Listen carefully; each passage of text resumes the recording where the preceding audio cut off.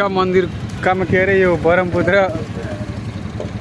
नदीको भ्यूज छठ पूजाको लागि यहाँ दुनिया मान्छे आएका छन् पूजा गर्नलाई।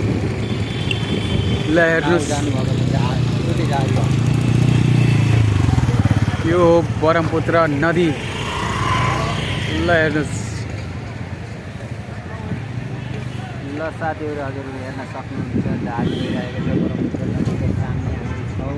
हामी यही ब्रह्मपुत्र नदीको सामान्य आज हजुरलाई यो राम्रो एउटा सुनौरो भ्यू देखाएको हजुरलाई। र यहाँ भोलि छठ पूजा र भोलि यहाँ छठ पूजाको लागि यहाँ सबै आएर पूजा गर्ने ठाउँ बनाउँदैछन् आफ्नो आफ्नो।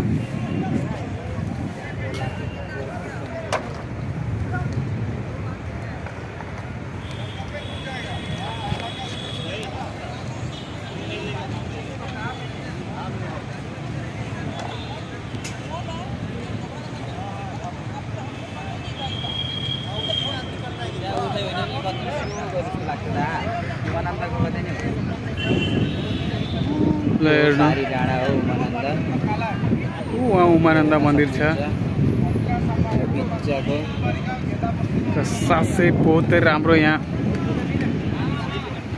आनन्द लाउने ठाउँ रहेछ यो।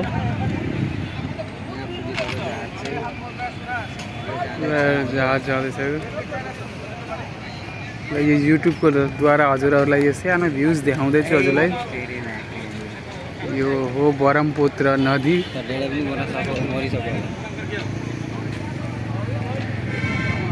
जल्दी जाम डेढे मोरो 3 मिनटको भ्युज हो यार। 3 मिनटको त बनाउनु पर्यो नि गाइस। यत्रो मजाको यो अब फेरि आइएला नआइएला होइन। त्यही भएर साथी हुनुहुन्छ र उहाँबाट बोलाइराख्नु भएको छ। तर हामी हजुरको लागि यहाँ तत्पर हामी घाममा डढेर भयो भने हजुरलाई यो भ्युज देखाउनको लागि हामी छौँ। र बहुत राम्रो छ हेर्नुहोस् र आउनु होला भिजिट गर्नु होला। आसामको यो सबसे नाउ पनि चलेको छ उता।